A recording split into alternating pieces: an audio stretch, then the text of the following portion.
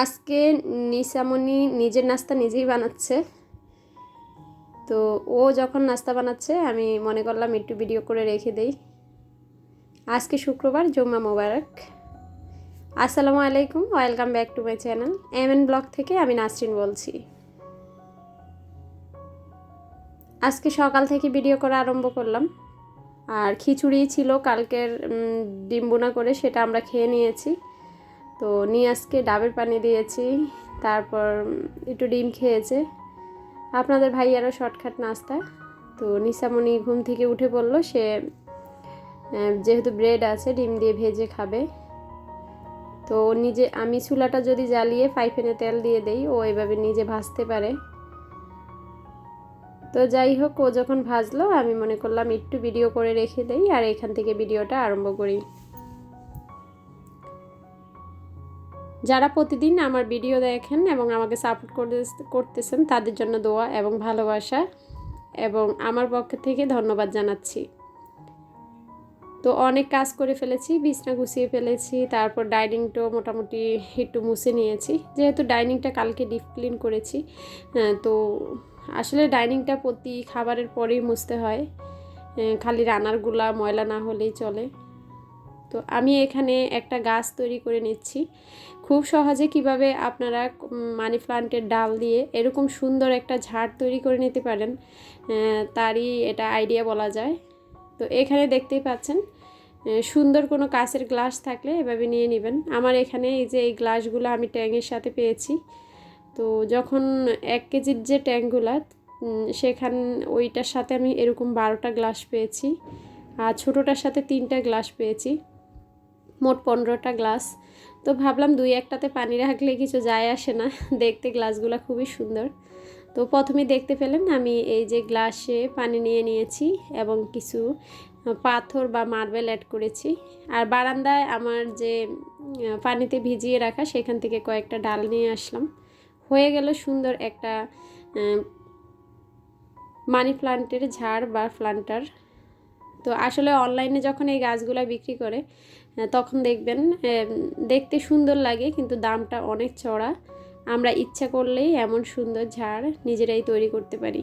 আর ঝাড়টা তৈরি করার কারণ হলো, আমার ড্রেসিং টেবিলের যে গাছটা ছিল বোতলের মধ্যে, সেগুলার লতা এত লম্বা হয়েছে, ড্রেসিং টেবিলে রাখা আমার পক্ষে সম্ভব না, মানে খালি লম্বা হচ্ছে। তো আমি কেটে দেই না, সেই গাছগুলো আমি বারান্দায় রেখে দিয়েছি। সেখান থেকে কেটে কেটে আসলে এখন বিভিন্ন জায়গায় লাগানো যাবে। তো চলে আসলাম আমার বেডরুমে। আজকে ড্রেসিং টেবিলটা ডিপ ক্লিন করে নিলাম। তো এই সাইডটা পুরোপুরি মুছে আসলে গুছানো হয়েছে, কিন্তু র্যাকের মধ্যে সেগুলার নামাইনি, কেননা আজকে শুক্রবার, নামাজ পড়েই খেতে আসবে, দেখা যায় যে বেশি কাজ করতে গেলে রান্না দেরি হয়ে যাবে। আর তাছাড়া যখন ব্রেড বেজেছিল নিশা, তখনই দেখলাম গ্যাস একটু কমে গিয়েছে। আর শুক্রবার হলে আসলে গ্যাসের সমস্যা একটু না একটু থাকে, আমি দেখলাম। তো যাই হোক, এখন আমি এই যে ড্রেসিং টেবিলের জিনিসগুলো গুছিয়ে নিচ্ছি। তো ড্রেসিং টেবিলের ভিতরে আসলে অনেকের হয়তো 1-2টা চিরুনি থাকে, আমার কাছে না সেটা ভালো লাগে না। আমার কাছে অনেকগুলা চিরুনি থাকলে ভালো লাগে। তো আপনাদের ভাইও আসলে ওই রকমই, কয়দিন পর পরই অনেকগুলা চিরুনি কিনে নিয়ে আসে আমার জন্য। তো যাই হোক, এই যে ড্রেসিং টেবিলে যে কসমেটিক রেখেছি সেটাও কিন্তু আমি হাতে তৈরি করেছি। আর যে আমার কাঁকড়াগুলো রেখেছি দইয়ের পাত্র, সেটাও আমার হাতে তৈরি করা। আর এই যে রাখলাম গাছটা তৈরি করে। আসলে ঘরের বিভিন্ন কোণে নিজের হাতে তৈরি করা জিনিসগুলো দিয়ে সাজিয়ে রাখলে আমার কাছে ভালো লাগে, মনে হয় যে ঘরের প্রতিটি কোণে আমার ছোঁয়া।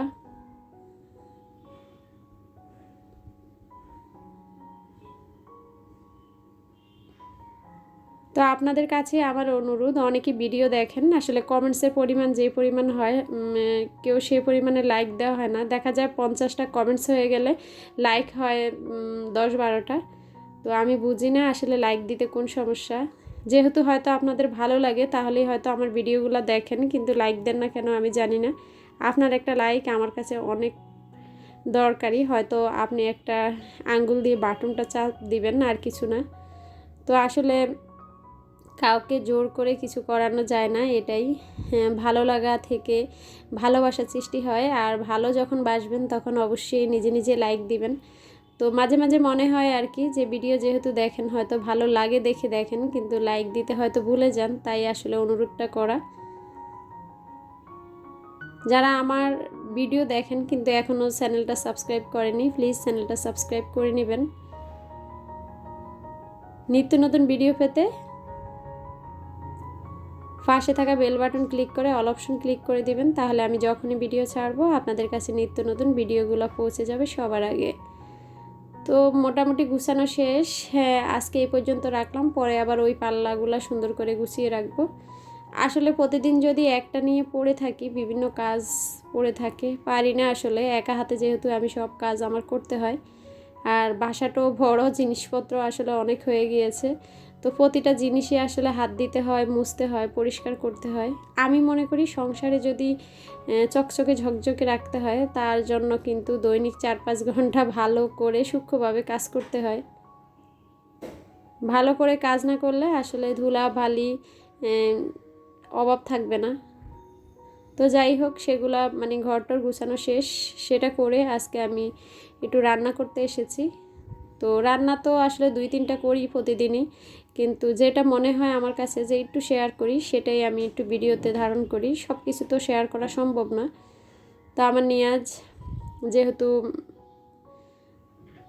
শরীর খুব দুর্বল, সে এখন এটা ওটা খেতে চাচ্ছে, তো বলল রোস্ট খাবে। তো আমি রেগুলার সাইজ করে মুরগিগুলো একটু হালকা ভেজে নিয়েছি, আর এখানে রোস্ট করে দিচ্ছি।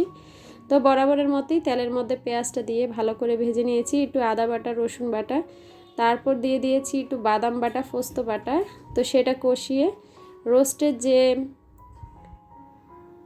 রাঁধুনি মানে রেডিমেড মশলাটা, সেটাও আমি এখানে ইউজ করেছি। আর এই যে ভাজা মুরগিগুলো দিয়ে দিলাম। এখন আমি অল্প আছে অল্প পানি দিয়ে এটাকে ঢেকে দিব। যখন মুরগিটা একদম সফট নরম হয়ে মাখো মাখো হয়ে যাবে, তখন আমি এটা উঠিয়ে ফেলবো। আমার চুলার পিছনে আসলে খুবই সামান্য একটু জায়গা, আমার হাতটা ঢুকতে কষ্ট হয়, তাই আসলে ভালো করে ক্লিন করতে পারি না। তো বিষয়টা আপনারা ইগনোর করবেন। তো এই যে আমার কিন্তু রোস্ট প্রায় রান্না হয়ে গিয়েছে, আর একটু মাখো মাখো হলেই আমি এটা উঠিয়ে ফেলবো। এই যে, তো আজকে আমি আপনাদের সঙ্গে যে ডিআইওয়াইটা শেয়ার করব, সেটা হয়েছে খুবই সিম্পল, খুবই সাধারণ। আসলে আমি যে ডিআইওয়াইগুলো শেয়ার করি, আমি চাই আমার প্রিয় আপুরা নিজের সংসারের ভেঙে যাওয়া জিনিসগুলা বা ফেলে দেওয়া জিনিসগুলা রিসাইকেল করে ব্যবহার করে সংসারে খরচ কমানোর জন্য। তো এই যে আমার ছোট্ট কিউট জগটা দেখতে পাচ্ছেন, সেটা আসলে কিভাবে ভেঙে গিয়েছে আমরা কেউই জানি না, হয়তো কিভাবে আঘাত লেগেছে। তো দেখিয়েছিলাম আমি যে কতটুকু ভেঙেছে, মানে কোনো টুকরা পড়ে যায়নি, জাস্ট হয়তো একটু বাড়ি লেগেছে। লেগে এটা যখনই আমি ডাইনিংয়ে পানি রাখি, ঘেমে ঘেমে অনেক পানি পড়ে যায়, তাই এটাতে আর পানি খাওয়া যাবে না। তো ভাবলাম এটাকে রিসাইকেল করে কোনো একটা কাজে লাগাই। তো তার জন্য আমি এটাকে একটু পরিষ্কার করে নিয়েছি। নিয়ে এই যে একটা লেস, আমি এটা ফিক্সড করে গ্লুগান দিয়ে আঠা লাগাবো না, কেননা যেহেতু এটা আমার রান্নার রুমে থাকবে এবং দেখা যায় যে আমি এটা যেই কাজে ইউজ করব সেখানে আসলে ভিতরে পানি জমতে পারে বা ময়লা পড়তে পারে। তো আমি যে চাচ্ছি এটা কয়দিন পর পর যেন ওয়াশ করা যায়, সেভাবে আমি এটা বানিয়ে নিচ্ছি। তা আমি যদি লেসটা আসলে এখানে ফিক্সড করে দেই, তাহলে ওয়াশ করতে গেলে এটা শুকানোর একটা ঝামেলা থাকবে। তাই আমি এই যে দেখতে পাচ্ছেন টেনে টেনে লেসটাকে নিচের দিকে নিয়ে তারপর এটা আমি আমাদের যে হিজাব পিনগুলো সেগুলো দিয়ে লাগিয়ে নিয়েছি। তাহলে যখন এটা আমি ওয়াশ করব, তখন হিজাব পিনটা খুলে আবার লেসটাও আলাদাভাবে ওয়াশ করতে পারবো, যেহেতু লেসটা কাপড়ের, এটা ওয়াশ করা যাবে। তো বাড়তি সৌন্দর্যের জন্য জগের যে হ্যান্ডেলটা আছে সেটাও আমি একটা লেস পেঁচিয়ে দিয়েছি, আর উপরের অংশটা তো একটা লেস পেঁচিয়ে এখানে একটা ছোট্ট সেফটি পিন মেরে দিয়েছি। তো দেখতেই পাচ্ছেন সুন্দর একটা জিনিস তৈরি হয়ে গেল। ইচ্ছা করলে আমি এই জগটা কিন্তু ব্যবহার করতে পারবো না, কিন্তু এটা আমার ফেলতে হবে একদম ডাস্টবিনে। ডাস্টবিনে না পেলে আমি এটা রিসাইকেল করে ব্যবহার করছি, তাতে আমার ঘরের সৌন্দর্য যেমন বৃদ্ধি পাচ্ছে, তেমনি চামচ কেনার জন্য যে স্ট্যান্ডটা ইউজ করতেছি সেটা পুরনো হয়ে গিয়েছে, আর একটা নতুন স্ট্যান্ড কিনা লাগবে। তো না কিনে আমি যে জিনিসটা আমার ফেলে দেওয়া লাগবে সেটাকে আমি একটু সাজুগুজু করিয়ে রিসাইকেল করে ব্যবহার করছি। রিসাইকেল মানে পুনর্ব্যবহার। তো আমার সব আপুরাই হয়তো এভাবে জিনিসপত্র ভেঙে গেলে আমরা বেশিরভাগই ফেলে দিই, আমিও ফেলে দিতাম। তো এখন মনে হচ্ছে যেহেতু ইউটিউবিং করি, ভিডিও করি, সব জিনিস আমি রিসাইকেল করে এভাবে যদি ব্যবহার করি আমার উপকার হবে, আমার আপুদেরও উপকার হবে। তো আমার এই যে রান্নার রুমের এই সাইডটায় আমি এখানে শুধু ভাতের চামচ এবং তরকারি ডালের চামচ মানে বড় যে চামচগুলো সেগুলো এখানে রাখবো। তো আমার আইডিয়াটা কেমন অবশ্যই আপুরা আপনারা কমেন্টস করে জানাবেন। এই যে ডাইনিং থেকে এখন এখানে লুকটা দেখেন, চামচের ঝাড়টা দেখতে খুবই সুন্দর লাগতেছে। তো ঘর সাজিয়ে রাখলে আসলে নিজের কাছে ভালো লাগে, দেখতে ভালো লাগে। তো আপনাদের কাছে কেমন লেগেছে আবারও বলি কমেন্টস করে জানাবেন। সবাই ভালো থাকবেন, সুস্থ থাকবেন। আজকের মতো বিদায় নিব। আল্লাহ হাফেজ, আসসালামু আলাইকুম।